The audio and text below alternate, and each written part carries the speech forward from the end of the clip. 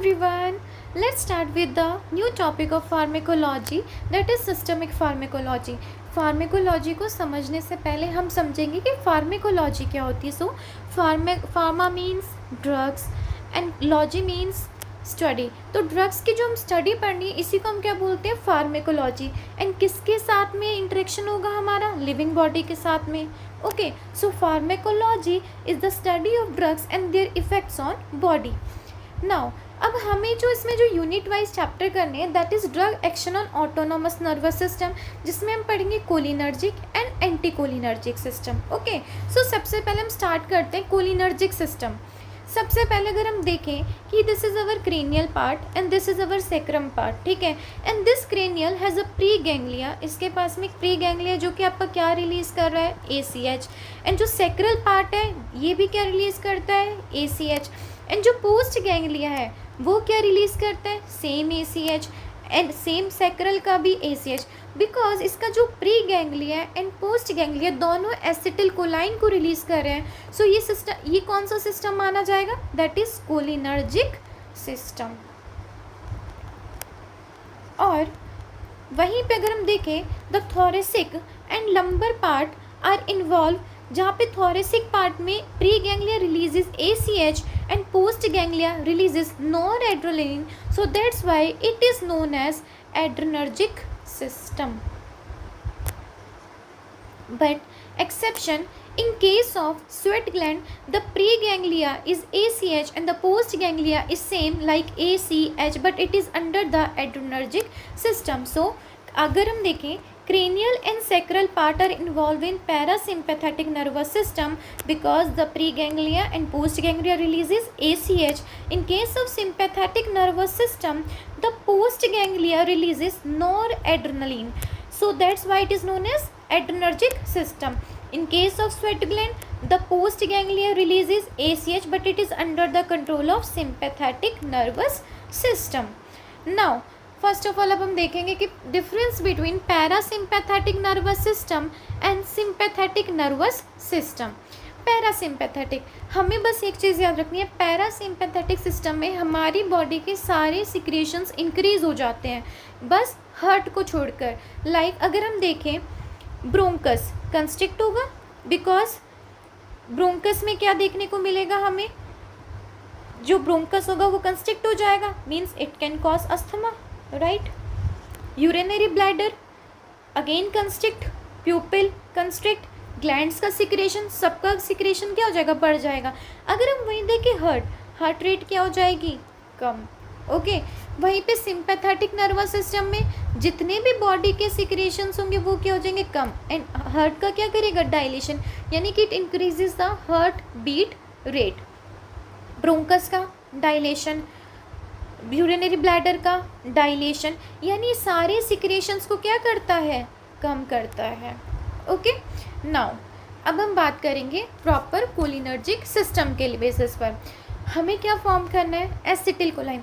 सबसे पहले तो एसिटिल कोलाइन खुद एक न्यूरोट्रांसमीटर है एंड न्यूरोट्रांसमीटर कहाँ पे बनते हैं, न्यूरॉन में इटसेल्फ. ओके, दो न्यूरॉन के बीच के कनेक्शन को हम क्या बोलते हैं, गैंग्लिया. सो सबसे पहले कौन एंटर करेगा, कोलिन. कोलिन एंटर करने के बाद में किस में बदला, एसिटिल कोलाइन. अब ये मल्टीपल ऑप्शंस लाइक ACH, चलो ठीक है बन गया. बनने के बाद में अपने पास ऑप्शन है कि क्या करवाएगा ये, पैरासिम्पैथेटिक एक्टिविटी, ये तो हमारी प्राइमरी प्रायोरिटी है ही.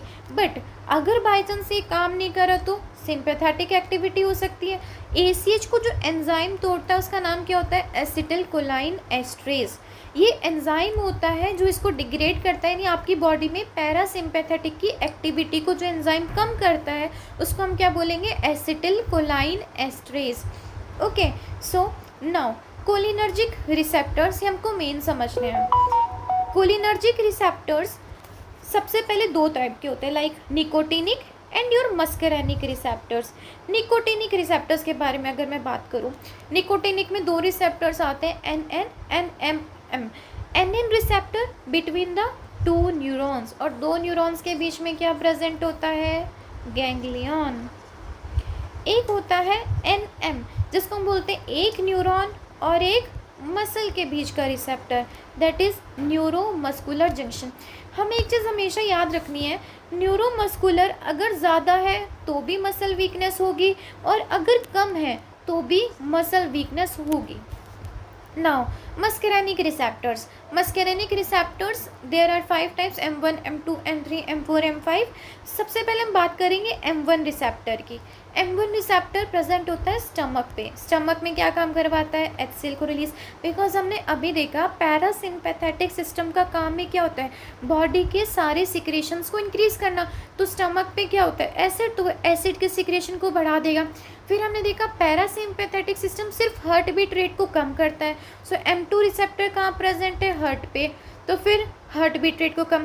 और M3 कहाँ प्रेजेंट होता है? बॉडी के जितने भी पार्ट्स बचे. Let's take example bronchus. अगर तो तुम्हें बोले ब्रोंकस का क्या करवाएगा? कंस्ट्रिक्शन. यूरिनरी ब्लैडर का कंस्ट्रिक्शन, राइट. यानी कि प्यूपिल का क्या करवाएगा? कंस्ट्रिक्शन. तुम्हारी बॉडी के जितने भी सिक्रेशंस होंगे, मस्करेनिक रिसेप्टर उन सारे सिक्रेशंस को इंक्रीज करता है. कोलिनर्जिक ड्रग्स अभी हमें पढ़ना है, क्योंकि हम पढ़ ही रहे हैं कि cholinergic drug according to KDT हम देखते हैं कि हमारे चैप्टर को डिवाइड किया जाता है. First is cholinergic, then anti cholinergic, adrenergic and then anti adrenergic. अभी तक जो हमने चीज़ें देखी, पैरासिम्पैथेटिक सिस्टम अराइज होता है कोलिनर्जिक, जो तुम्हारा जिसको हम बोलते हैं कोलिनर्जिक सिस्टम, बिकॉज उसका जो क्रेनियम और जो सेक्रल पार्ट होता है उसमें जो pre ganglia and post ganglia दोनों क्या रिलीज करेंगे? आपके ACH. ओके, सो सबसे पहले हम पढ़ेंगे cholinergic drugs. Because cholinergic drug किसकी तरह काम करती है? पैरासिम्पैथेटिक सिस्टम की तरह. So the name given is parasympathomimetics. Mimetics means mimicry, यानी कि बॉडी के सिक्रेशंस को हमें क्या करना है? इंक्रीज करना है. एंड दूसरा नाम क्या बोल देंगे? कोलिनोमाइमेटिक्स. ओके, नाउ सबसे पहले हमें इसमें दो चीज़ें पढ़नी है. इसमें दो क्लासिफिकेशन हम देखते हैं. बट क्लासिफिकेशन हमें लर्न करने की नीड नहीं है, क्योंकि हम जब इसका जो रिसेप्टर का जो पूरा मैकेनिज्म समझेंगे उससे अपन को सब चीज़ें याद होती जाएंगी. First is directly acting drugs. Okay, directly acting drugs में क्या होता है? जो डायरेक्टली आपके रिसेप्टर्स पे काम करेगी. आपके दो रिसेप्टर्स होते हैं, निकोटिनिक एंड मस्करेनिक रिसेप्टर. अभी हमने देखा मस्करेनिक रिसेप्टर के क्या काम थे? सारे के सिक्रेशंस को इंक्रीज करना एक्सेप्ट द हार्ट रेट. तो दूसरा है इनडायरेक्टली एक्टिंग. फिर हमने देखा जो एंजाइम एसिटिल कोलाइन को ब्रेक डाउन करता है, which is known as acetyl choline esterase, हम इसी को इनहिबिट कर दें तो अपने आप सारे सिक्रेशंस क्या होंगे? इंक्रीज हो जाएंगे. उसके बाद में अभी हम जब स्टार्ट करते हैं, सबसे पहले directly acting drugs. Directly acting drugs में जैसे कि हम एग्जांपल देख रहे हैं, मेथाकोलाइन, कार्बाकोल, बेंथाकोल, पाइलोकार्पिन, मस्करेन, ये जितने भी जो ड्रग्स हैं ये बॉडी में सिक्रेशंस को इंक्रीज करते हैं, बिकॉज ये डायरेक्टली मस्करेनिक रिसेप्टर पे काम करती हैं. अगर हम देखें सबसे पहले हार्ट पे जो heart is made up of myocardium. Like heart की जो मसल्स किसकी बनी है? मायोकार्डियम की. और इसकी जो मेडिसिन है दैट इज़ मेथाकोलाइन. और हमने देखा इस पे जो रिसेप्टर काम करता है M2, और M2 क्या काम करता है? हार्ट बीट रेट को कम करता है, यानी it helps in tachycardia arrhythmia. So it is use for cardiac suppression. अगर आपको आपकी हार्ट बीट रेट बहुत ज़्यादा फास्ट चल रही है तो उसको कम करने के लिए कौन काम में आएगी? मेथाकोलाइन. Next is बेथेनाकोल. बेथेनाकोल नाम से समझ में आ रहा है, बेथेनाकोल यूरिनरी ब्लैडर पे. ये यूरिनरी ब्लैडर का क्या करेगी? कॉन्ट्रैक्शन मीन्स यूरिन के आउटफ्लो को. सपोज अगर हमको पता है कि यूरिनरी ब्लैडर की जो मसल्स होती है it is made up of detrusor muscle, अगर उसके जो मसल्स हैं वो काम नहीं कर रही हैं अच्छे से, तो हम क्या करेंगे? उसके सिक्रेशंस को हम चाहते हैं कि उससे यूरिन पास आउट हो. अगर वो पेशेंट यूरिन पास आउट नहीं कर पा रहे तो वो भी दिक्कत है. तो उसके यूरिन के आउटफ्लो को बढ़ाने के लिए हम क्या देंगे? बेंथेनाकोल. बिकॉज हमने अभी देखा कि जो पैरासिम्पैथेटिक सिस्टम होता है ये बॉडी के सिक्रेशंस को इंक्रीज करता है. Next is your pilocarpine. Pilocarpine कहाँ पे यूज आएगी? P for pilocarpine, P for प्यूपिल. अगर किसी की जो आई है वो बहुत लंबे समय तक डायलेट रह रही है, उसकी ड्राई आइज हो जाएंगी, तो हम तो नहीं चाहते ऐसा हो. तो मायोसिस करवाने में कौन हेल्प करती हैं? Pilocarpine. So it is use in angle closure glaucoma. Next is carbachol. Carbachol एक ऐसी मेडिसिन होती है जो दोनों रिसेप्टर्स पे काम करती है, both on nicotinic and muscarinic receptor. So अभी तक हमने डायरेक्टली एक्टिंग ड्रग्स में देखा, सबसे पहला methacholine directly works on heart, और हमको पता है parasympathetic system heart beat rate को कम करता है. Carbachol works on both nicotinic and muscarinic receptor. Bethanechol urinary bladder और पैरासिम्पैथेटिक सिस्टम सब सिक्रेशंस को इंक्रीज करता है. पाइलोकार्पिन प्यूपिल पे काम करेगी, सिक्रेशंस को इंक्रीज, बोले तो आंखों का कंस्ट्रिक्शन, प्यूपिल का कंस्ट्रिक्शन करवाना. नाउ मस्करैनिक पॉइजनस मशरूम से मिलती है, ठीक है, amanita muscaria. Now indirectly acting drugs, directly acting में हो गया. नाउ द इनडायरेक्टली एक्टिंग, हमने देखा इनडायरेक्टली एक्टिंग ड्रग्स जो कैसे काम करेगी, ACHE को inhibitor, ACHE inhibitor acetyl choline esterase inhibitor, जो एंजाइम किसको डिग्रेड करता है, ACH को, एसिटिल कोलाइन को. हमें तो बट पैरासिम्पैथेटिक एक्शंस चाहिए, अपनी बॉडी के सिक्रेशंस को बढ़ाना है, तो हम इस एंजाइम को क्या करेंगे, हम इनहिबिट कर देंगे. तो इसमें दो तरीके से possible, first is reversible and second is irreversible. Reversible कोई भी चीज़, अगर कोई भी चीज़ रिवर्सिबल है it is good, but irreversible cheese always क्या होती है, toxic. Okay, now reversible uses. Reversible में हम देखेंगे कि दो तरह की मेडिसिन होती है, like lipid soluble drug and water soluble drug. सबसे पहले अगर हम कॉन्सेप्ट समझेंगे lipid soluble drug and water soluble drug का. लिपिड सॉल्युबल ड्रग जितनी भी, अगर आपकी बॉडी में आप कोई भी मेडिसिन ले रहे हो जो लिपिड सॉल्युबल ड्रग है, वो किसको क्रॉस करेगी, ब्लड ब्रेन बैरियर को. अगर कोई मेडिसिन ब्लड ब्रेन बैरियर को क्रॉस नहीं करेगी, it means it has no effect on your CNS, उसका CNS पे कोई इफेक्ट नहीं होगा. वहीं पे वाटर सॉल्युबल जो ड्रग होगी वो वाटर सॉल्युबल ड्रग जो होगी वो हमको पता है वो ब्लड ब्रेन बैरियर को क्रॉस नहीं करेगी. ओके, सो लिपिड सॉल्युबल ड्रग का एग्जांपल है फाइसोस्टिग्मिन.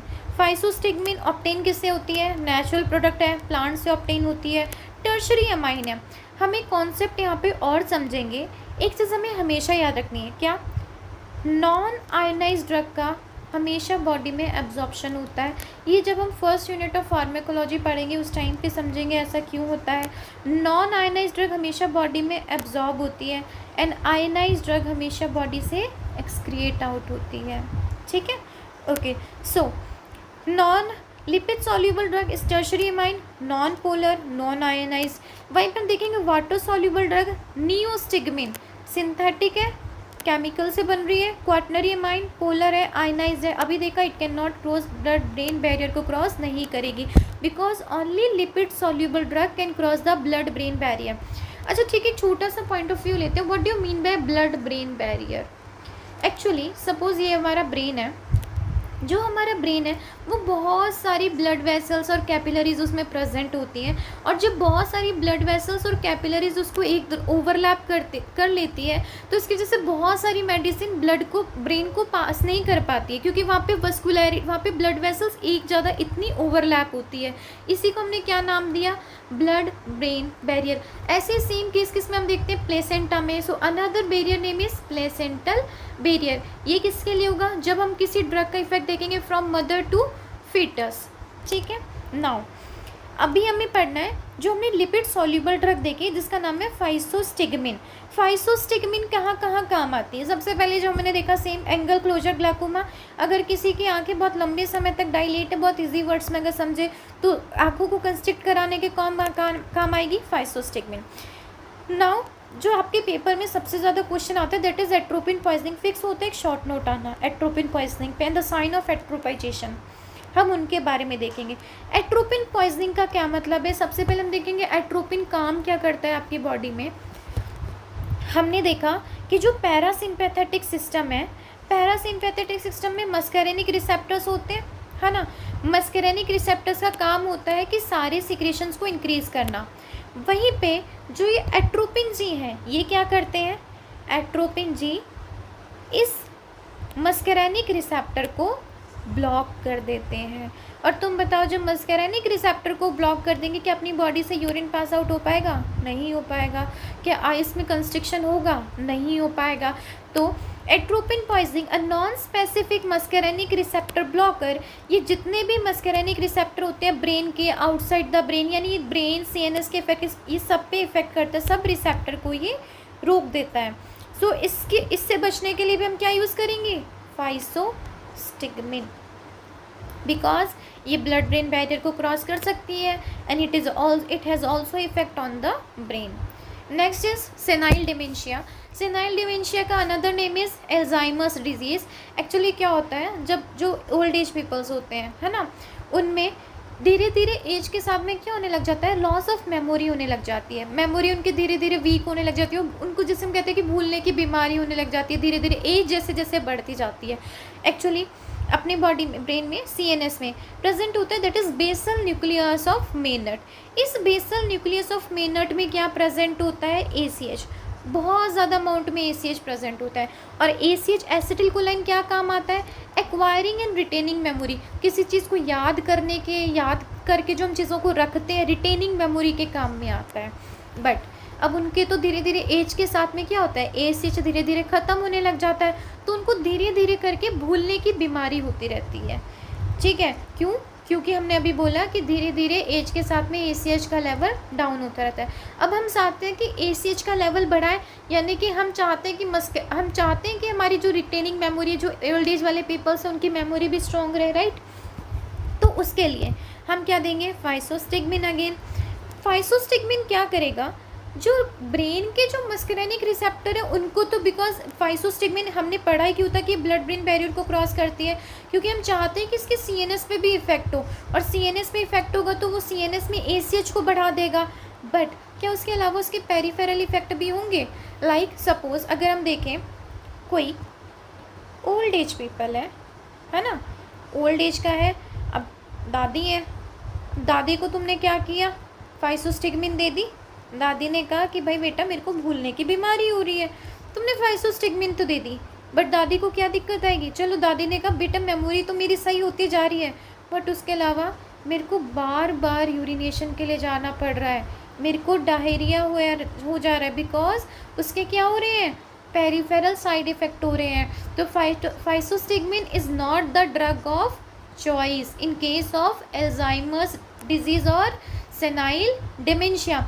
सो the drug of choice is tacrine. एक और नई ड्रग आ गई, टैक्रीन. टैक्रीन का डिसएडवांटेज क्या था कि शॉर्ट एक्टिंग थी, तुमने ली, बहुत छोटे सा बॉडी से एक्सक्रीट आउट हो गई, फिर वापस सेम दिक्कत, एंड इट इज़ हेपेटोटॉक्सिक. सो इसके सिर्फ इसकी सेंट्रल एक्शन थी, अच्छी चीज़ थी. सो हम एक ऐसे और मेडिसिन लेकर आए जो ना तो टॉक्सिक हो, लॉन्ग एक्टिंग हो, तो that is GRD, galantamine rivastigmine, and that is your donepezil. Okay, donepezil. So now ये था आपका किस चीज़ का क्लासिफिकेशन, जो ड्रग कैसे काम करती है, रिवर्सिबल. रिवर्सिबल में भी कौन सा हमने देखा अभी तक, रिवर्सिबल में देखिए lipid soluble drug. Lipid soluble में हमने देख लिया फाइसोस्टिग्मिन. फाइसोस्टिग्मिन का यूज़ आ गया ग्लाइकोमा में. एट्रोपिन पॉइजनिंग, एट्रोपिन का काम होता है सारे मस्करेनिक रिसेप्टर को ब्लॉक करना, बट हम चाहते हैं रिसेप्टर को एक्टिवेट करें, तो हमने फाइसोस्टिग्मिन दे दिया. वहीं पे सिनाइल डिमेंशिया, एज के साथ में ACH का लेवल कम था, ACH को बढ़ा दिया.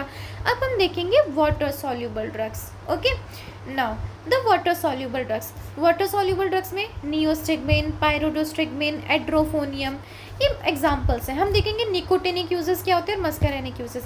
जब भी कोई भी ड्रग जिसका निकोटिनिक यूज़ होगा उसके साथ में हम हमेशा क्या देंगे, एट्रोपिन देंगे. एट्रोपिन प्लस नियोस्टिग्मिन और पायरोडोस्टिग्मिन जो हम देना चाहें.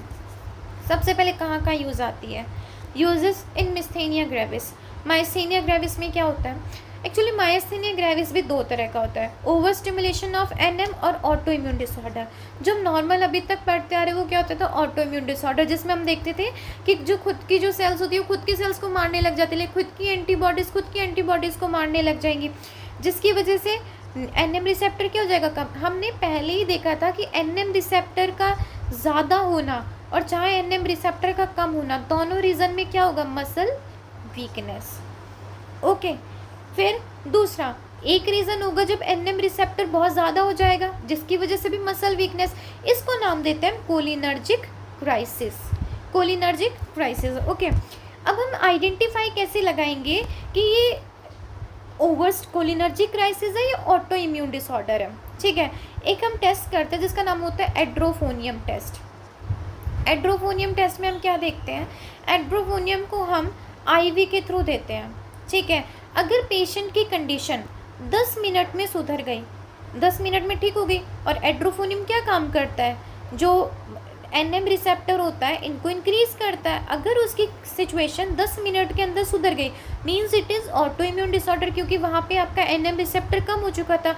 अगर उसकी कंडीशन 10 मिनट में वर्सन हो गई यानी कि ख़राब हो गई, यानी इट इज़ कोलिनर्जिक क्राइसिस, उसकी बॉडी में ऑलरेडी एनएम रिसेप्टर बहुत ज़्यादा एक्सेस में था और आपने और ज़्यादा दे दिया तो और ज़्यादा मसल वीकनेस।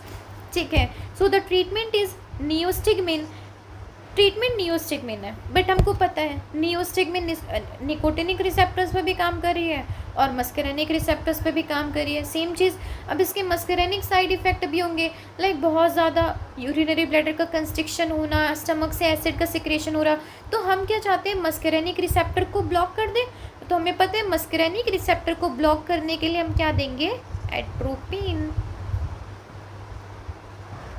मस्करेनिक रिसेप्टर को ब्लॉक कर देगा। ठीक है, दूसरा कोबरा वाइट। कोबरा भी क्या करता है, एनएम रिसेप्टर को ब्लॉक कर देता है। उसको बढ़ाने के लिए हम क्या करेंगे, again use of neostigmine plus atropine. Reversal of skeletal muscle relaxant में भी क्या देंगे हम, नियोस्टिगमिन प्लस एट्रोपिन। ये तो इसके निकोटिनिक यूजेस थे। हमें हमेशा याद रखना है कि निकोटिनिक यूजेस में हम हमेशा क्या ऐड करेंगे, एट्रोपिन। वहीं पे मस्करेनिक यूजेस, मस्करेनिक यूजेस में हमें एट्रोपिन ऐड करने की नीड नहीं है। क्यों, अगर हम देखें सबसे पहले यूज़ कहाँ पे था, पोस्ट ऑपरेटिव पैरालिटिक इलियस और post operative urine retention.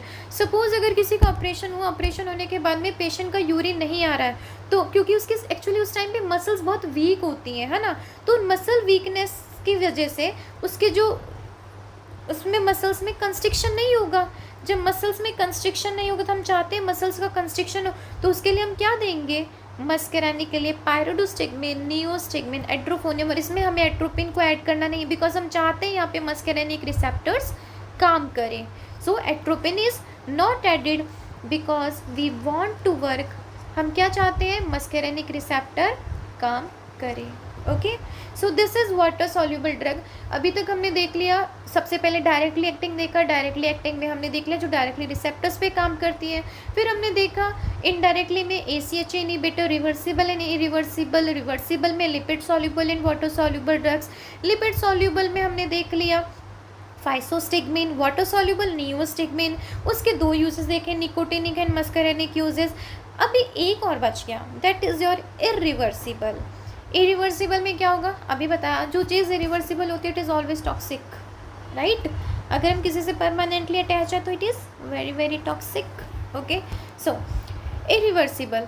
Irreversible drugs का एग्जांपल में क्या आते हैं, ऑर्गेनोफॉस्फेट। जैसे हम बुक में देखेंगे सेबुन, टेक्रीन, ऐसे कुछ एग्जांपल्स देख रखे हैं। ओके, एक्चुअली अगर तुम सबसे इजी एग्जांपल समझना चाहो, जो लोग खेत में काम करते हैं, राइट, जो खेत में काम करते हैं वहाँ पे क्या बोलते हैं कि वो जो स्प्रे वगैरह छिड़कते हैं लाइक पेस्टिसाइड्स वगैरह के लिए, है ना, उनका वो उनमें क्या होता है, वो सारे जो मस्करेनिक रिसेप्टर है वो उनको बहुत ज़्यादा एक्टिवेट कर देते हैं। सपोज़ थोड़ी सी गई तो M1 रिसेप्टर एक्टिवेट हो गया, उसने एसिडिटी को इंक्रीज़ कर दिया। धीरे धीरे और M2 रिसेप्टर एक्टिवेट हुआ, उसने हार्ट बीट रेट को कम कर दिया। और ज़्यादा हुआ, सारे M3 रिसेप्टर सारे बॉडी के सिक्रेशन बढ़ने लग गए। बेसिकली एक जहर है, वो तो मेरी बॉडी में पॉइजनिंग करता जा रहा है और अल्टीमेटली क्या चला जाएगा पेशेंट, कोमा में। इसका निकोटिनिक पे इतना काम नहीं होता, ये इरिवर्सिबली मस्करेनिक रिसेप्टर को एक्टिवेट करते हैं। जब तीनों रिसेप्टर साथ में किसी पॉइजन की इस ऑर्गेनोफॉस्फेट की वजह से एक्टिवेट हो जाते हैं, पेशेंट अंडरगो कोमा। और हमें पता है कि अगर मस्करेनिक रिसेप्टर को ब्लॉक करना है तो हमें इसके लिए कौन सी मेडिसिन देनी है, atropine, because it is both effect on CNS and peripheral system. So drug of choice for organophosphate and carbamate poisoning is atropine. हम इसको IV रूट के थ्रू देंगे और IV रूट के थ्रू देंगे। अब सीधी सी बात है, कोई पेशेंट हो जो कोमा में चला गया, कोई पेशेंट हो जो बेहोश हो गया, धीरे धीरे हम चाहते हैं कि उसकी बॉडी, उसकी आंखें खुल, सबसे पहले हम क्या देखते हैं, पेशेंट आंखें खोलने लग गया, सो सबसे पहले देखेंगे मिड रेसिस, यानी कि मोस्ट कॉमन साइज, उसकी आंखें डायलेट होने लग जाएगी बिकॉज एट्रोपिन ने मस्करेनिक रिसेप्टर को ब्लॉक कर दिया। उसकी बॉडी के सिक्रेशंस धीरे धीरे क्या होंगे, कम होने लग जाएंगे। हार्ट बीट रेट क्या होगी, इंक्रीज होने लग जाएगी बिकॉज एट्रोपिन क्या करेगा, एट्रोपिन ने मस्करेनिक रिसेप्टर को तो ब्लॉक कर दिया और M2 हार्ट बीट रेट को कम करता है और एट्रोपिन हार्ट बीट रेट को इंक्रीज कर देगा। So these are the sign of atropinisation and it is very very very important. Okay, again एक और चीज़ आती है, अब हम सीधी सी बात है, हम चाहते हैं कि आपकी बॉडी में जो एसिटिलकोलाइन बहुत ज़्यादा एक्टिवेट हो रखा है हम उसको क्या कर दें, डीएक्टिवेट कर दें, और जो एंजाइम ACH को ब्रेक डाउन करता है दैट इज़ एसिटिलकोलाइन एस्ट्रेस, हम उसको क्या कर देंगे, reactivate. And the medicine use are pralidoxime and diacetyl monoxime and it is only effective in phosphate poisoning. So these are the cholinergic drugs and difference between parasympathetic and sympathetic nervous system. Okay, so इसके बाद में जो हम अगला जो chapter का discussion करेंगे that is anticholinergic drugs and the classification of both cholinergic and anticholinergic drugs. ठीक है, hope you like the video. Please like, share and subscribe.